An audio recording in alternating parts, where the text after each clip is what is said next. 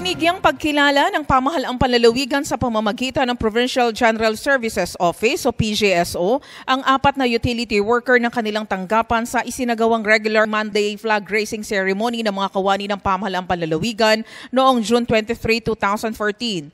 Ayon kay Engineer Ruel Radovan, Provincial General Services Officer, ang pagbibigay ng pagkilala sa kanilang mga tauhan ay bilang pagpupugay sa mga ito na itinuturing na mga unsung heroes ng Kapitolyo na inaabot ng madaling araw sa pagtatrabaho.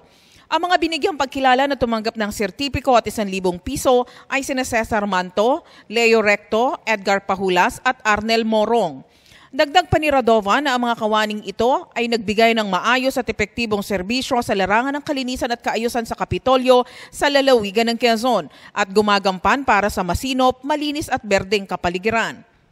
Ayon naman kay Provincial Administrator Romal Idaño, na marapat lamang na kilalanin ang mga naturang kawani hindi lamang para kilalanin ang galing at sipag, kung hindi upang magsilbing inspirasyon sa bawat empleyado mula sa pinakamaliit hanggang sa pinakamalaking ginagampanan ng tungkulin sa kani-kanilang tanggapan. At marapat lamang po na kilalanin natin yung mga unsung heroes po na pinarangalang kanina.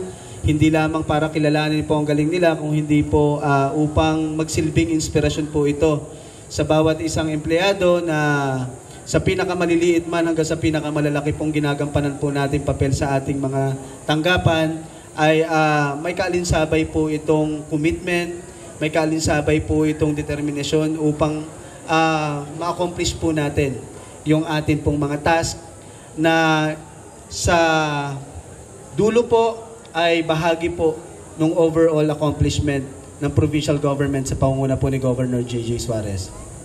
Ang pagbibigay ng pagkilala sa 4 na kawani ay base sa panuntunan na itinatadhana ng Civil Service Commission. Para sa Kapitolyo para sa Tao, Maria Janet Henablaso Buelo.